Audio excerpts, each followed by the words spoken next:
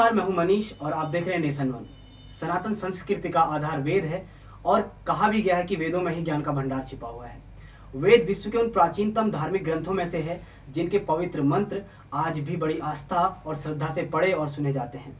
अथर्ववेद की एक प्रसिद्ध उक्ति है, अयम यज्ञो विश्वस्य भुवनस्य नाभि, अर्थात यज्ञ ही समस्त विश्व ब्रह्मांड का मूल केंद्र है।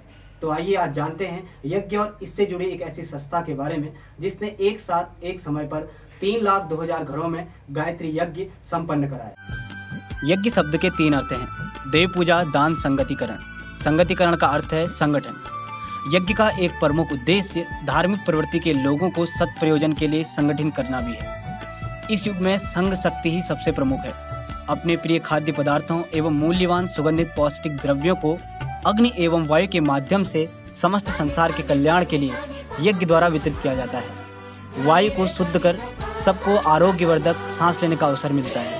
हवन हुए पदार्थ वायुभूत होकर प्राणी मात्र को प्राप्त होते हैं और स्वास्थ्य वर्धन, रोग निवारण में सहायक होते हैं। यज्ञ काल में उच्चरित वेद मंत्रों की पुनीत शब्द ध्वनि आकाश में व्याप्त होकर के अंतःकरण को सात्विक एवं शुद्ध बनाती है। आइए अब जानते हैं यज्ञ में प्रयोग होने वाली सामग्री और यज्ञ के प्रभावों के बारे में। यज्ञ में डाले जाने वाले पदार्थों को हव्य कहते हैं। ये 4 प्रकार के होते हैं, सुगंधित, पुष्टिकारक, मधुर एवं रोगनाशक। पर्यावरण को शुद्ध बनाने का एकमात्र उपाय यज्ञ है। यज्ञ प्रकृति के निकट रहने का साधन है और रोगनाशक औषधियों से किया यज्ञ रोग निवारण वातावरण को प्रदूषण से मुक्त करके स्वस्थ रहने में सहायक होता है। आधुनिक चिकित्सा विज्ञान ने भी परीक्षण करके यज्ञ द्वारा होकर रोग निवारण की इस वैदिक मान्यता को स्वीकार किया है। उद्देश्य की दृष्टि से यज्ञ का उद्देश्य वातावरण का परिशोधन है। दर्शन की दृष्टि से यज्ञ जीवन जीने का एक तरीका है।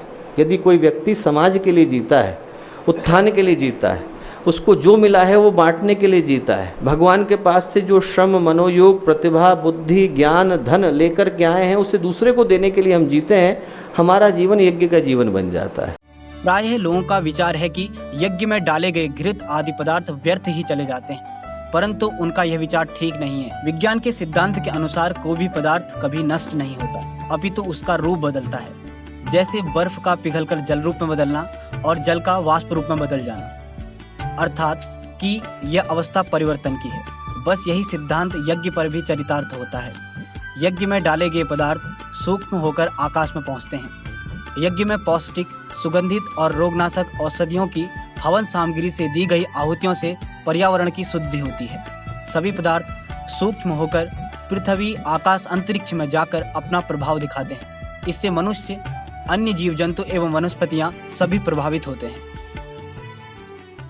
कहा जाता है कि होता है सारे विश्व का कल्याण यज्ञ से, जल्दी प्रसन्न होते हैं भगवान यज्ञ से। यज्ञ के माध्यम से हम अपने आसपास के पर्यावरण को पवित्र तो कर सकते हैं, साथ ही साथ यज्ञ के द्वारा मानसिक एवं शारीरिक रोगों से भी निजात पाया जा सकता है। अखिल विश्व गायत्री परिवार शांतिकुंज हरिद्वार के तत्वाधान में आज रविवार को 61 शक्तिपीठों में एक साथ एक समय पर गायत्री मंत्र की आहुति दी गई, जिसमें गायत्री परिवार के संस्थापक पंडित श्री राम शर्मा आचार्य जी का महाप्रयाण दिवस भी मनाया गया। देव संस्कृत विश्वविद्यालय के प्रतिकुलपति एवं गायत्री परिवार के कार्यकर्ता डॉक्टर चिन्मय पंड्या ने बताया, हवन के माध्यम से आने वाली प्राकृतिक आपदाओं से जीव जंतु, वन्य प्राणी, मानव प्राणी व वन संपदा को बचाया जा सकता है और पर्यावरण को पवित्र एवं शुद्ध किया जाता है। इस कार्यक्रम को गृह गृह गायत्री यज्ञ एवं उपासना अभियान का नाम दिया गया है। इसी दिन गायत्री परिवार के संस्थापक पंडित श्री राम शर्मा आचार्य जी का महाप्रयाण भी हुआ था। नेशन वन की इस खास पेशकश में इतना ही। मुझे दीजिए इजाजत।